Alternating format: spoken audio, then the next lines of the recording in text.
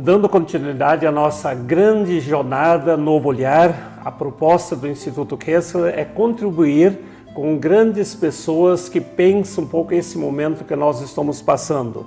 A grande busca é descobrir um novo olhar. Todos nós sabemos que as mudanças são necessárias, a gente muda constantemente o mundo exterior, mas como mudar a nossa percepção, o nosso olhar, a nossa mentalidade. E dentro disso, nesse momento, com uma alegria muito, muito especial, se conectar com uma pessoa que tem uma visão fantástica, eu admiro muito. Pessoalmente, hoje foi a primeira vez olho no olho, então a gente se encontrando, mas já posso dizer, nós já temos uma conexão dentro do profissionalismo, da busca, temos muito sintonia. E em vez de se apresentar, eu deixo ela se apresentar sozinha. E a grande pergunta que nós queremos saber, qual a trajetória que fez chegar aqui? Quem é essa pessoa maravilhosa, Walter? Boa noite, Ed. Prazer também é todo meu estar aqui. Que alegria. Não tinha como falar não para você também, para essa equipe, esse trabalho bacana que está sendo construído. Essa pessoa é um homem de 56 anos, né, que desde criança tinha um propósito, né, de uma medicina, de fazer medicina, mas parece que eu nunca tinha enquadrado. Comecei a fazer medicina, né, mas eu não achava que especialidade que eu queria fazer, né? Comecei como anestesiologista, né? Mas as máscaras no rosto, centro cirúrgico, UTI, as pessoas achavam que eu queria conversar com os pacientes, né? E não saía conversa porque anestesista é mais a prática, mais técnica, e UTI muito menos. Mas eu, às vezes na visita pré-anestésica eu ficava 1 hora com o paciente, falando sobre ele, conversando sobre a vida dele, enfim. Então isso foi me trazendo uma curiosidade além do paciente, né? Da alma do paciente, tem uma história. Coisa que eu sempre falo isso. Todos nós, a gente nos vemos pelos palcos, todos nós pelos palcos. E como está aqui o estúdio, iluminado, com uma luz bacana, com um cenário lindo, mas todos nós temos os bastidores. E ninguém conhece. Todos nós que estamos aqui temos os bastidores, mas ninguém entra, porque não interessa. Então nesse palco me mostra o melhor teu. Como se fosse um show de um grande ator, se eu paguei caro, eu quero o melhor dia dele. Se lá atrás rasgou a roupa dele, ou ele tem um filho doente, não me coloque isso, porque não me interessa. E eu estava interessado muito nos bastidores das pessoas. E aí entrei na anestesiologia, depois entrei para a parte de UTI, depois eu comecei com a parte da dor. Aí na parte da dor, abriu na USP a medicina chinesa e a acupuntura. Aí eu entrei, aí fiquei lá 6 anos. Depois eu fiz mais 4 anos na Escola Paulista de Medicina, dentro da parte de medicina chinesa e acupuntura. E surgiu um concurso para eu ficar na China em 98. E aí foi que eu fui para a China, especialização. Então eu tenho um marco antes da China e pós-China, porque eu voltei diferente. Eu voltei porque é uma que abriu um novo olhar, com impressionante, certeza, né? A gente tem que reverenciar 5 mil anos de filosofia de vida, de respeito ao próximo, ao idoso, à criança. E eu voltei pela referência que os médicos tinham aos pacientes, o carinho, né, a dedicação que eles tinham, aquele amor. E eu voltei já, falei, puxa, eu quero a parte da psiquiatria, psicanálise, eu quero, que aí eu tiro as máscaras, né, visíveis e começo olhar a enfrentar. os bastidores. Aí foi que entrou a parte de São Paulo, que eu fazia a parte da psicanálise médica e clínica. E estou já há 32 anos como médico. E eterna formação, a gente está aprendendo sempre, é um processo. Eu gosto muito dessa imagem, né? Todos nós somos nos palcos da vida, né? Todos nós, a gente tem que se mostrar, temos que fazer o nosso melhor, a gente tem que mostrar o nosso melhor. Mas nunca podemos esquecer que nós temos nossos bastidores. Sim. Todos nós somos seres humanos e eu tenho uma frase que eu gosto muito de dizer, que nós somos muito mais parecidos que diferentes. Nós temos ideias, formações, trabalhos diferentes, mas enquanto seres humanos, nós somos muito mais parecidos. E me fez lembrar disso. Que maravilha saber dessa caminhada. Porque eu falo assim, e foi aprofundando no processo dos bastidores dos outros, aí já que surgiu o livro Para as Dores da Alma, que eu fiz há 6 anos atrás, o livro. Né? Que começou como se fosse um blog, e aí foi começando a ter muito sucesso. Aí a Beth Zafir, mãe do Luciano Zafir, lia os textos e falava, quem que é você? Eu comecei a contar a minha vida, ela me chamou, e a editora Novo Século na hora também me chamou para comprar os direitos dos textos meus, chama Para as Dores da Alma. E aí surgiu o livro, que está na 3ª edição, que o livro também é 100% beneficente, Porque como é que eu posso cobrar de uma coisa que fala sobre as dores das nossas almas, né? Não cabia ganhar lucro com situações. Isso, então eu acho que o resumo meu está nesse livro, Para as Dores da Alma. Um livro fantástico, maravilhoso e retrata muito bem. Esse eu conheço, tá? Te conheço por meio as dores da alma. De cada bastidor, Só que fiquei agora mais curioso, e quem está nos ouvindo, com certeza, dá uma pincelada assim, a ideia central, eu acho que isso é um grande olhar. Que dores humanas são essas da alma que precisam ser olhadas? Então, que normalmente a gente não mostra, né? Mas são alguém essas precisa que olhar. ninguém vê, e todos nós. Se eu perguntar aqui para cada um que estiver nessa sala aqui, se eu der para cada pessoa 1 hora de conversa dentro de um sigilo, ela vai me contar uma tristeza. Só que essas dores da alma não podem ser parecidas, porque nós seremos excluídos. As pessoas não querem saber. Então a gente começa a engolir, engolir. Essa incidência altíssima de doença autoimune está porque a gente está implodindo. Está todo mundo querendo gritar, mas ninguém ouve, né? Então essas dores da alma, infelizmente, são maiores do que feridas na pele, do que, não é? Porque eu sempre falo, a gente precisaria de botox na alma. As pessoas querem aparecer no processo de estética porque eu não posso ser excluído da sociedade. Mas quem não tem, inclusive eu que estou falando, todos nós temos um processo de tristeza dentro. Eu poderia dizer assim, nós aprendemos pela medicina, é o visual, a gente cura as feridas físicas. Sim. Mas as dores da alma com certeza são muito maiores e nós sabemos disso, né?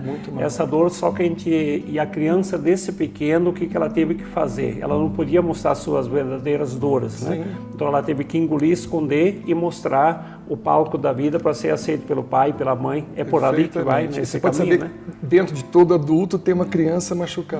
Com certeza. Deixa no cantinho lá, que eu não posso, né? E isso vai adoecendo a gente. Que maravilha. E aí a gente começa a resgatar o ser humano por aí. E aí a gente volta na vida adulta, né? Facilmente viver em cima da fachada, a gente cuida da fachada, mas não cuida da alma. Que maravilha. Exatamente. A pergunta que eu ia te fazer, mas você já está falando sobre isso, né? O que a vida te ensinou nesses anos, nessa trajetória, entre muitas coisas? Talvez seja isso? Olhar mais para as profundezas, olhar para a alma? A vida não ensinou, né? Ela ensina... Tem até uma parte no livro meu que eu coloco isso, né? Aquela frase que a gente fala, a vida é uma escola, a vida ensina. A vida não ensina nada. Sou eu que decido se eu quero aprender ou não com aquele momento que está acontecendo na vida. Que vai entrar no assunto da pandemia. Se eu não quiser aprender nada com essa pandemia, eu vou sair ileso da pandemia, espiritualmente falando. Se eu quiser aprender com a pandemia, eu posso sair elevado no processo meu do que eu estava antes. Então, é o propósito que eu quero. Só para abrir espaço, né? Como médico, né, a gente tem aquela coisa que eu até falei para você, eu não gosto desse rótulos antes de doutor, porque nós somos iguais. Eu estou aqui, você aqui, o cameraman está ali. Não tem diferença. Somos iguais ocupando situações diferentes, mas a essência é igual. Então, esse processo de ninguém cura ninguém. O médico não cura pacientes. Se for preciso para eu passar um antibiótico para curar uma amidalite, o antibiótico curou aquele momento, mas não é eternamente. Pode voltar numa outra bactéria. Então, a cura sempre é de dentro para fora. Não existe cura externa. Eu gosto dessa reflexão porque todos nós temos muito isso. A gente deposita no outro esperando que o outro nos resolva, né? Que o outro nos cura, o outro tira minha dor, o outro, né? É como se o outro precisasse me cuidar. E o médico, a gente faz isso muito, né? A gente espera que o médico, vou lá no médico, que ele resolve o meu problema. Para eu escrever o livro Para as Dores da Alma, eu tive que estudar analiticamente a personalidade de Jesus, que eu cito algumas passagens dele no livro. E ele falava uma frase importante que já era um presságio para a gente perceber isso, né? Que a tua fé te curou. Então, ele fazia os movimentos todos, né? Aquele simbolismo não de curar o cego, de curar a mulher hemorroidiça. Quando agradeciam a ele falava, não, a tua fé te curou. Ele mostrava que dentro da gente estava a cura. Essa força que vem de dentro para fora. É interna. Então, a gente mesmo que lida com a parte também analítica, terapêutica, até hoje, quando fui dar alta a um paciente, né, que estava em quadro grave, eu dei o mérito todo para você. Falei, parabéns. A gente só de fora falava, olha, vai por aqui, talvez por aqui, mas o processo de cura veio dele. Quem tem que caminhar ou quem faz a caminhada é a própria pessoa. Sim. Fantástico, maravilha. Sim, não é? E dentro dessa busca que nós estamos refletindo, esse novo olhar, os muitos novos olhares, talvez esse seria já um grande novo olhar? Seria isso, Walter? A gente olha tanto para fora, a gente deposita no outro, a gente acredita que o outro vai resolver o meu problema, e talvez seja esse um dos grandes olhares que nós precisamos aprender nesse momento, olhar mais para dentro e descobrir a força que nós temos. Perfeito. É pena falar, né? Esse é um grande novo olhar, né? Que seria o grande velho olhar. Eu acho que a base de tudo seria isso. Eu sempre falo isso. O mapa do tesouro, né? O xizinho do mapa sempre está dentro da gente. Essa busca que a gente tem tanto, buscar, no ter, o ter, quando você está no momento teu de vulnerabilidade, você encontra no teu interior. Então, nessa nova descoberta, eu acho que todo mundo sabe já há muito tempo, colocar em prática no mundo capitalista que nós vivemos. É nós que desconectamos dessa raiz mais profunda. Eu gosto muito da imagem de uma planta, né? Sim. Se ela não tiver raízes boas, o efeito delas, ou as raízes são saudáveis e aparecem, se é um pouco isso, você está dizendo, essas dores da alma, se a gente não curar essas dores mais profundas, a vida, de alguma forma, as doenças vêm à tona. E parece que é fácil a gente falar isso, mas é difícil de fazer. Quando você se iguala a todo mundo tem algo dentro que precisa ser curado ou cicatrizado, o certo seria o quê? A gente se unir e falar, eu também sou como você, que bacana. Mas não, parece que a gente não quer se expor, porque se eu expor alguma vulnerabilidade minha, eu diminuo perante o outro. Nessa guerra de ego que tem, né? Esse mundo capitalista, isso... Tem um livro que fala, porque eu tenho medo de dizer quem eu sou, né? Ele fala justamente isso, né? Se eu falasse tudo quem eu sou e de repente você não ia gostar de mim, e o que é mostrar? Porque me fragiliza. Então eu não posso mostrar tudo que eu sou. Daí a gente mostra as coisas bonitas, aquilo que você aceita, aquilo que te agrada, mas eu me nego. E quando a gente se nega, eu acho que é bem isso que você está dizendo. Essa negação, a gente se valoriza pouco, a estima fica baixa e a gente deposita no outro. E esse resgate, é isso, eu estou vendo que você está colocando com muita... Porque a gente vive muito, Edio, da expectativa que o outro tem da gente. É como se fosse um programa. E aí, está com audiência boa? Eu estou bem? Eu estou bem na audiência? Então você vive muito mais pelo que os outros querem que você seja, e tem uma faixa de vida nossa etária que você para um pouco e fala quem eu sou, ou mais filosófico, né? O que eu sou. Eu sou o que eu sou e o que os outros querem que eu seja. E quando você percebe que você é muito mais, você falou muito mais não para o teu eu, mas sim para agradar os outros, te dá um vazio. E dá o processo, aí sim, de uma depressão, de um processo de quem eu sou, poxa, eu não sou a pessoa que eu queria ser. A própria vida nos traz de volta. E às vezes o caminho é pela depressão. A gente olha tão assim, não quer depressão, a gente não deseja. Sim. Mas se a pessoa, que você falou antes, esse olhar, se a gente aprender a olhar para esse olhar, para uma depressão ou para uma pandemia, se a gente souber olhar, tem muito aprendizado nisso, Walter? Tem. O Edio, a pandemia, né, no começo, se essa entrevista fosse há 4 meses atrás, talvez eu tivesse um discurso diferenciado, um pouco mais espiritualizado, ou mais... Não que não seja agora.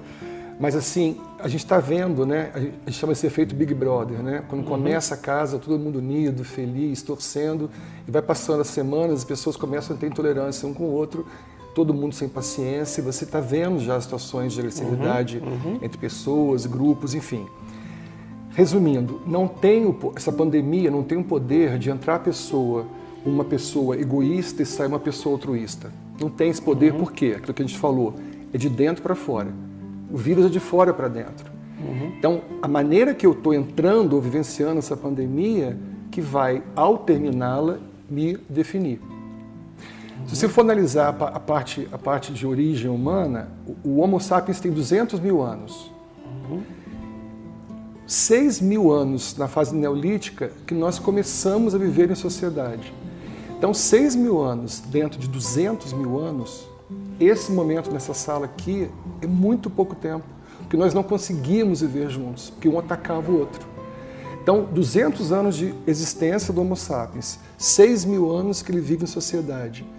Por isso que a gente tem esse animal dentro da gente, usado muito hoje em rede social, de atacar um ao outro, ofender, porque nós nos retemos esse homem primitivo ainda, porque a sociedade cobra, mas de vez em quando você vê esses escapes como a gente está. Essa é uma pergunta que eu me faço constantemente, Walter.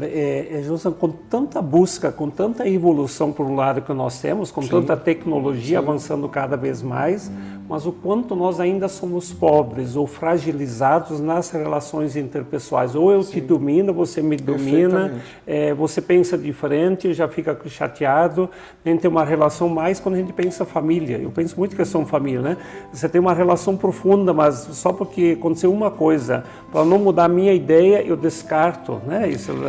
Eu descarto meu irmão, não falo mais com ele, ou dentro das empresas, isso que acontece muito. Eu acho que é uma pobreza nesse sentido, enquanto ser humano, e mudar esse olhar. Não é que o nosso amor é pobre, a consciência do nosso amor que é pobre, porque o amor é lindo, o amor é pleno. A gente percebe que a consciência do nosso amor é muito pequena quando você resume o amor maior apenas à tua família. Entendeu? Então você, entre salvar a mim e as pessoas que estão aqui, ou salvar um membro da tua família, eu não vou nem fazer essa pergunta para você, porque o instinto teu, gente, desculpa, mas eu vou... Então isso demonstra essa pequenez nossa desse amor.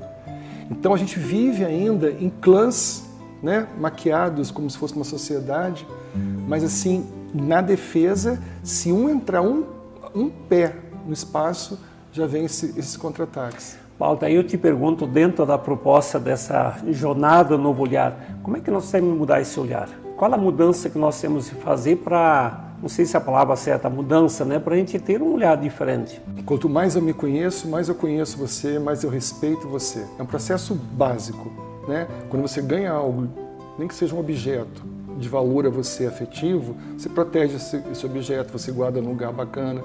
Então, quando você entra no processo do autoconhecimento, não no processo egóico, né, egocêntrico, eu cresço no processo que eu sou. Não, pelo contrário. Quanto mais eu me conheço, mais eu vou te amar, mais eu vou entender o teu limite, mais eu vou cobrar exatamente o que você pode me dar. Então, esse processo de interiorização que busca, no final das contas, né, a palavra que eu sempre uso, que eu acho que seria a resposta para essa pergunta tua, empatia. É o grande segredo que está faltando na humanidade. Eu entrar na tua alma, sem julgar a tua alma, entender o teu momento de dor, entendeu? E entender que a mesma dor, às vezes, em você tem um peso, em outro tem um peso, em outro tem um peso. Então você ter esse momento, eu sair do meu tempo para entrar no teu tempo, esse interesse interhumano que não está tendo.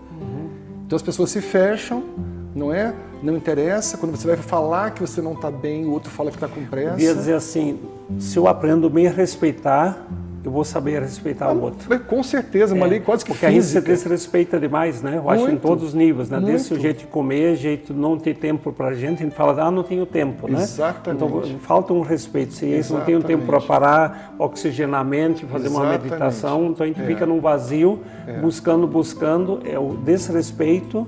E se eu não me respeito, dificilmente respeito o outro. E põe também o amor nessa frase, né? Aquela coisa, a gente dá o que tem por dentro. Né? Então, esse amor próprio, no sentido mais doce da palavra amor próprio, né?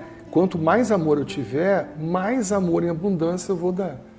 Né? Então, quanto mais você ama, mais você abrange a tua visão dos humanos também, você entende a limitação de um, você não exige o que o outro não pode te dar. Então você cresce. Né? Aí me faz lembrar Jung. Jung tem, entre muitos pensamentos, eu acho que é bem essa troca, me entender o outro. Jung tem uma frase que diz, conhece todas as teorias, domina todas as técnicas, mas quando for tocar a alma de um outro ser humano, só toca com a tua alma. É isso? Porque às vezes a gente toca com tanto julgamento, com tanta interpretação. Exatamente. Eu queria que você comentasse um pouco esse tocar a alma somente com a alma, não com preconceito, com tanta... Então, aí eu vou voltar de novo, né, não no processo religioso, né, da religiosidade em si, mas da personalidade de Cristo. Da espiritualidade. Da espiritualidade, que depois eu vou falar a diferença nisso. Mas assim, o maior milagre que ele fez, se você for observar, ele foi tão inteligente que o poder, do maior milagre dele, ele deixou em cada um de nós. Não foi de curar, não foi de fazer isso, ou de andar sobre isso ou aquilo. O maior milagre dele era da transformação das pessoas. Ele entrava através do olhar dele no tempo do outro. Ele se interessava pelo tempo do outro. Então, ele entrava, desacelerava o tempo do outro e fazia com que isso, o outro, se redescobrisse e mudasse, transformasse. Então, isso é o grande milagre. Você pode fazer, eu posso fazer, cada um de nós podemos fazer. Nada, né? Nada é sobrenatural, divino. É humano. Então, nessa pressa que está o mundo... Seria bem essa ideia assim, é ajudar a pessoa a se enxergar, é ajudar a pessoa a se escutar. Se é isso? Sim. Primeiramente, eu entrar no teu território desarmado. Porque quando eu julgo, né, quando eu falo, nossa, eu não faria o que o Edio fez, por exemplo, eu estou me colocando como a pessoa mais perfeita do mundo. Eu não faria o que... Será que se eu estivesse no teu lugar, não faria pior às vezes? Então, esse processo de empatia, de entrar no tempo do outro, primeira coisa, é desarmado, sem o julgamento, ou pré-julgamento, ou pós-julgamento. Pode falar, eu estou aqui, eu saí do meu tempo porque o teu tempo agora está me interessando. É como uma criança perdida na multidão, a mãe vem e dá a mão, dá uma segurança, troca de olhares. E é isso que ele fazia. É porque a gente sabe, às vezes a pessoa está na dor, né? É muito mais fácil você aprofundar a dor, ou machucar mais, ou julgar mais, que é muito fácil isso, né? A grande virada que você está colocando é como acolher, como a mãe, né? Eu gosto dessa imagem, quando a criança está chorando, se você começa a questionar, ela chora mais ainda. Exatamente. Agora, se a mãe, é muita mãe que faz isso, sem falar nada, pega a criança e traz no colo. A criança sossega. Você também julgar alguém que já está se sentindo culpado, é julgar duas vezes. A pessoa já sabe que ela fez o erro, que ela está sofrendo. Então, nesse momento, mais uma vez, da empatia, a pessoa precisa de uma inclusão e não de uma exclusão social que seja. E a gente está acostumado a isso, exclui. Não combinou aqui com o encaixe, exclui. Então, essas pessoas, né, precisam de uma inclusão, que eles já sabem. A gente sabe, tem consciência do erro nosso. Então, quando alguém vem e aponta de novo, é machucar de novo. Então inclui. Tem uma reflexão que a gente faz, né? A gente tem uma necessidade, as nossas dores interiores ou sociais, a gente depositar em algum lugar. Então a gente fica feliz se o outro foi preso, né? Está lá colocado. Eu fico feliz que o outro está doente. Então a gente sempre deposita no outro. Parece que eu não tenho nada a ver. E na verdade nós somos parte desse processo. Sim. Schopenhauer falava uma coisa interessante, apesar de ser niilista, pessimista, mas ele tem uma coisa muito sábia. Ele falava assim, existe um prazer mórbido do ser humano em descobrir o ponto frágil do outro. Tipo assim, puxa, que bom que não sou só eu que tenho isso. Ele também tem um defeito. É um prazer mórbido. Que como que eu posso alguém só coisa boa e eu sabendo dos meus bastidores que eu não sou tão bom assim? Se a gente olha isso para a família, me fez lembrar, toda família tem aquela pessoa que vira a válvula de escape. Né? Eu falo assim, onde a gente deposita todo o conflito, todas as sombras que não são vistas na relação, sempre tem aquele filho, aquele irmão, que é o problema de tudo. E, na verdade, não se olha que existe a constelação, né? O contexto que está doente. Né?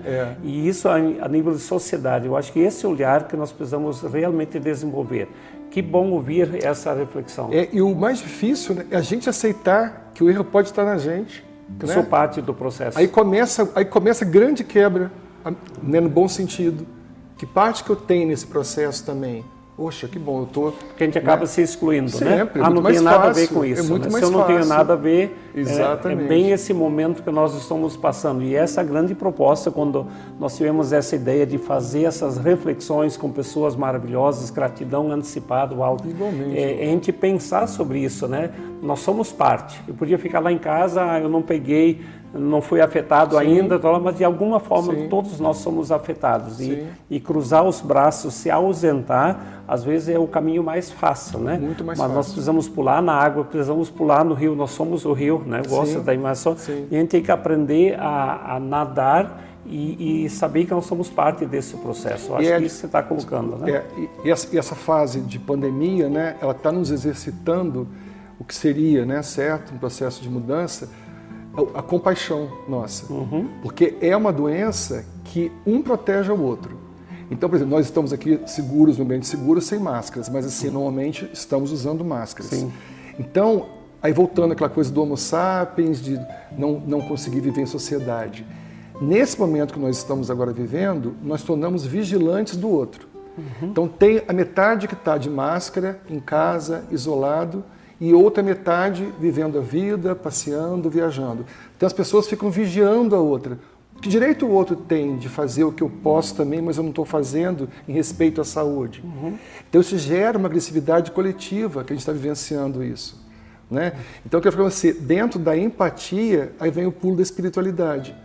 Que eu espero que nesse processo evolutivo, pós-pandemia, nós tenhamos esses despertares da empatia. Para a gente não só ficar nesse momento olhando que existe, né, que muita gente fala, olha só, tem um vírus, a gente escuta muito, não vejo a hora de voltar. Né? Eu acho que não tem Ninguém voltar, volta, né? Nós não estamos voltando. Não vamos voltar. Nós não vamos voltar. Eu não vejo a hora de voltar. Lógico que nós temos bons hábitos, bons costumes, a gente quer continuar vivenciando. Sim. Mas essa mentalidade querer voltar. Nós não podemos só olhar, mas esse grande olhar, qual é o aprendizado, né? O que nós podemos aprender com tudo isso? Qual é o meu processo? Quais as mudanças que eu preciso provocar? É dentro disso que você está colocando. Fantástico.